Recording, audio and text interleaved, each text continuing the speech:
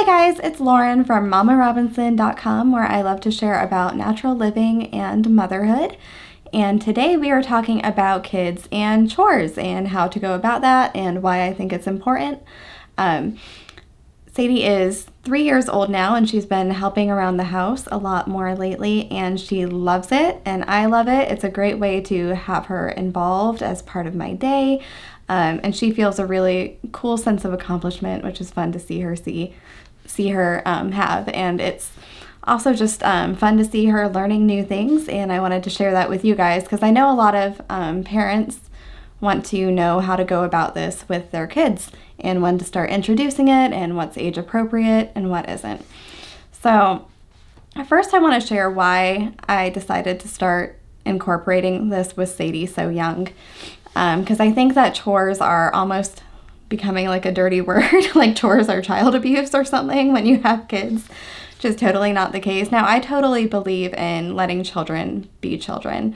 So I want to clarify that when I say I give my kid chores, it probably takes like 15 minutes out of her day because they're such small tasks, and that 15 minutes is broken up throughout the day. So she might do something for 5 minutes here to help out and 5 minutes over here. So it's truly not a lot. But some of the benefits that I think for giving kids chores at a young age is, one, they learn how the family unit functions. The more people living in a house, the more things that there are that need done. You know, the more dishes that pile up, the more laundry that needs washed. And for the family unit to be healthy and to function well, everybody needs to contribute. And it's good for them to learn that at an early age so that when they have families of their own, they know how to do that. And they know that it's important for one person to not do everything and to get overwhelmed and burned out. They also learn responsibility. Obviously, they learn how to take ownership and possession of their own things. And that carries over into so many other areas in life than just doing stuff around the home. It carries over into school, into work, even just into taking ownership and responsibility for their own actions and attitudes and everything. Yeah. The third one is that kids this age love to help. And sometimes I feel like we squash that because they're little and they often don't do things well at this age. So we want to just do it for them. We're like, no, honey, let mommy do that. And sometimes I wonder if we squash the helpfulness when they're young, and because we discourage that, they just start to learn that learned helplessness, and they learn that mommy and daddy are going to do everything for them. So then when they get older, they're no longer interested in helping. And I sometimes wonder if that's where we get what so many parents are frustrated with, where, they want to help now, but wait till they get older because then they're not going to want to help anymore. So this is my little experiment. My kid is only 3 years old, so I'll let you know in about 10 years if she's still interested in helping by me grooming this now. We'll see. I could be totally wrong. A fourth reason to incorporate your kids in doing chores is it's a way to spend more time with your children. We all have a lot of things to do, and as much as we would love to just spend all day playing with our kids, and I do believe in getting down on the floor and spending intentional one-on-one time with your kids, but you can't do that all day long. There are things that need to be done, things just that you need to do. But kids want to be involved in that, and they want to be involved throughout your day. So finding ways to include them is important. And one of the ways you can do that is by giving them tasks to do. Show them, mommy's working and you can help. And the last reason I will share, number 5, that I think this is so important is your kids are not going to need adulting classes when they're older. I know this is something we kind of make fun of, that people need adulting classes or they don't know how to do simple daily tasks. And it really is sad, but the other sad part is that it's most of the time not their fault because they weren't taught these things by the school system, by their parents. And I believe it's our responsibility to teach these things to our children. My personal opinion is that there's absolutely no reason that a grown adult should not know how to cook a healthy meal, do a load of laundry without ruining the clothes, and basic life skills such as that. So I'm trying to instill that in my daughter right now. Now, a lot of parents seem to say that they have a hard time getting their kids to do tasks around the house, getting their kids to do chores. So I'm going to share some of the things that have worked for me to make this successful, because Sadie does seem to actually enjoy doing chores. Now, some of that could be personality or her age, but I think part of it is also the way that we've gone about it, and we've been very intentional about making it a pleasant experience for her, and just that this is something that we do as part of our everyday life and that we can find joy in it. So one of my tips is to start as young as you can. If you start young, they just learn that this is normal, and it's not like you're springing something on them later in life. Now, if your kids are already a little bit older, that's okay. It's not that you can't start now. It's just the younger that you do start, usually the easier that it is, because they just grow up with that being a normal part of their life. Number 2 is make sure that you actually teach them how to do it. Sometimes we forget that kids don't have the experience and the knowledge that we have, so we just say, I don't know, wash the dishes or put this away, and just assume that they know how to do it. And a lot of times they really don't know how to do it, and they do need us to sit down, stop, take the time to teach them, to explain it to them, to show them and model it for them. So what I do first is I teach her how to do it, and then I supervise the first several times to make sure she has a handle on it and that she understands. And then I give her space to do it. Nobody likes to work with somebody hovering over them, at least I don't. So I assume that children feel the same way. So giving them that space shows that you trust them and that you know that they can handle this task on their own. And then also to make sure that you follow up. Sometimes we get frustrated because we say, go clean your room, and then, 3 days later it's still not done. But my question is, did you go in afterward when they said that they were done and actually see if they cleaned their room? So for example, one of Sadie's chores is to put away her clothes every time we do laundry. So I put all of her clothes in a laundry basket, I put it in her room, and I let her know that it's time to put her clothes away. And then I leave the room, I give her space to do it because she knows how to do it.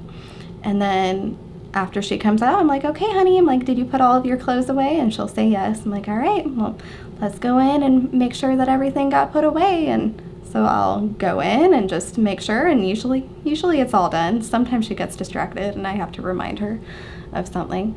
But have that follow-up, because if they have that expectation that they know that you're going to follow up, then they're probably going to follow through as well.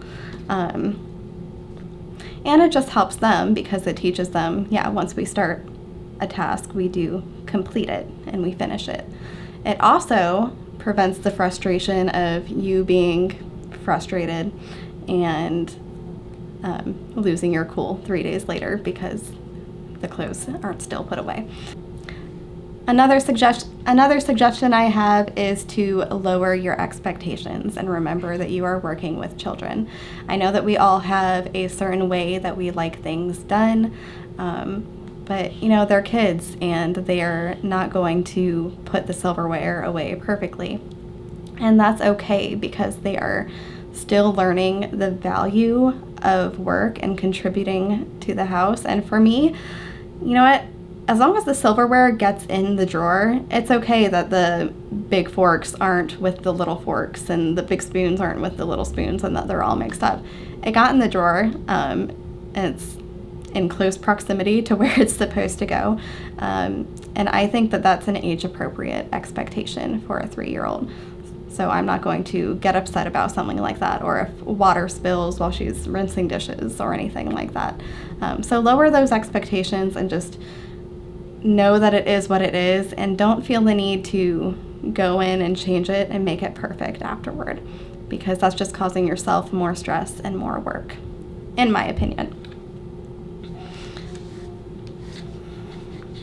My other suggestion is to be considerate of their time and give them notice. I know that I always get frustrated if I'm in the middle of something that's important to me and I'm just expected to leave it at very short notice, because I'm focusing on something, and then you're breaking the role that I'm on and my focus, and then I have to come back later and I'm like, okay, where was I? What was I doing? And it's helpful for me to have a few minutes to wrap up what I'm doing. And I think it's like that for most people. So there's no reason to expect it to be any different for our children. Sure, we look at them and we think, oh, they're just playing, it's not anything important, but to them it is important. Play is the work of children, and they learn a lot, and that's how they grow and develop. So play really is an important thing for them. It's not just doing something that's not important. So for Sadie, I always tell her, Sadie, for example, Sadie, in a few minutes, it's going to be time to put your clothes away. And then when you're done putting your clothes away, you can go back to playing. And she's usually fine with that because she knows, okay, I have a few minutes to wrap up what I'm doing. I don't have to go right now. I can play for a couple minutes first. And I don't have to be done playing completely. I can come back to it. On the other hand, the times that I have just kind of sprung it on her and been like, okay, come put your clothes away, she gets upset. So giving a few minutes to really let them mentally prepare is so helpful. So on to specific chores. Now keep in mind my daughter is 3 years old, so that's what I am speaking for here. If your kid is a little bit older, you'll have to adapt to this. If they're a little bit younger, they might not be ready for these things quite yet. But I think as young as 18 months, I had her start putting away her toys, or just, fetching little things for me around the house, and that was kind of an easy introduction for her into helping, and she loved it because toddlers love to help. But also keep in mind, while I am sharing what I think is appropriate for a 3-year-old to do, every child develops at a different pace. So some 3-year-olds might not be ready for some of these things. That's perfectly fine. And on the flip side, your 3-year-old might be ready for other tasks that my daughter is not ready for. So let's not compare. These are just ideas to get you started on what's best for your family and for your child. So the number one thing that she does every single day before she goes to bed is she picks up her toys. Now we do this one as a team effort because she does get a little bit overwhelmed if she has to pick up all of the toys by herself. We also don't have very many toys. We do a minimalist toy collection, and that is one of the ways that we keep this under control and keep it manageable for a 3-year-old, because I believe in giving them what is appropriate at their age to be able to manage. So if you want to read more about a minimalist toy collection, I do have a blog post. I will link that in the description below for you to read. But it has been such a great thing for our family.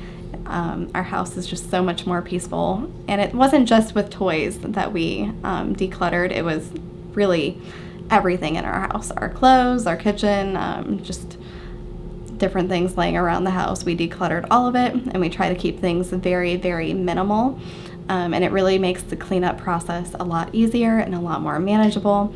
But I do have, like I said, I have a post all about the minimalist toys, so I'll link that below. Her other chore that she does maybe every other day is she puts the silverware away from the dishwasher.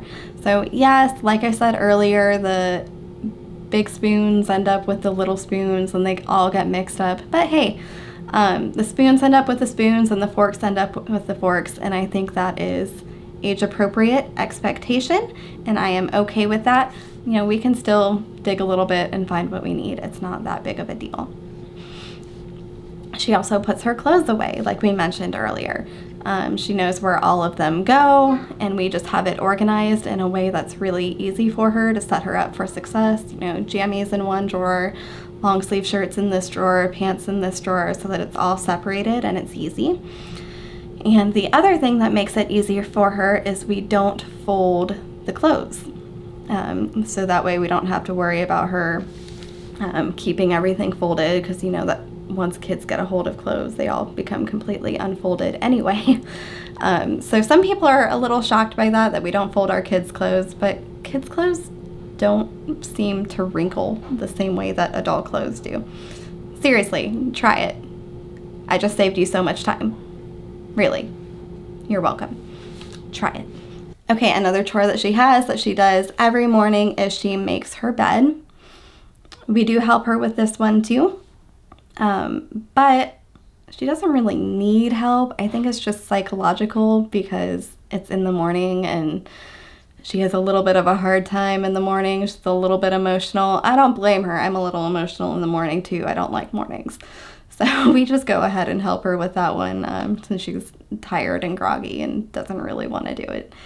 And I think that's one of the themes, is it's okay to make this a team effort and not just you have to do it all. It's okay to say, yeah, let's do this together. That sets your kids up for success. And eventually they'll get to the point where they're doing it on their own too. But they're young and it's okay to help them, and it's okay to do things to make it easier for them, like organizing it a certain way or pitching in or whatever that may be for your child.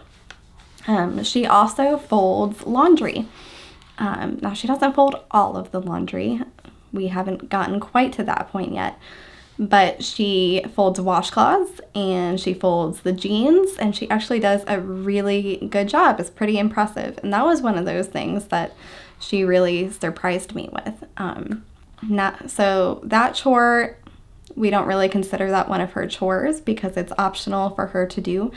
And we give her the option to do that to earn money. Because one day she was asking us for money. We're like, we need to come up with some sort of job that she can do. So that's one of her jobs that she does to earn money. And she has a little money jar that she's saving up her money in. And it's actually really, really cute. All right, well, that's all that I have for what my kid is doing right now around the house. Let me know what you guys do. I'd love some ideas. How old is your child and what do you have them doing around the house right now? How is it going? Let me know in the comments below. And as always, hit that like button, hit that subscribe button, and we'll see you next time.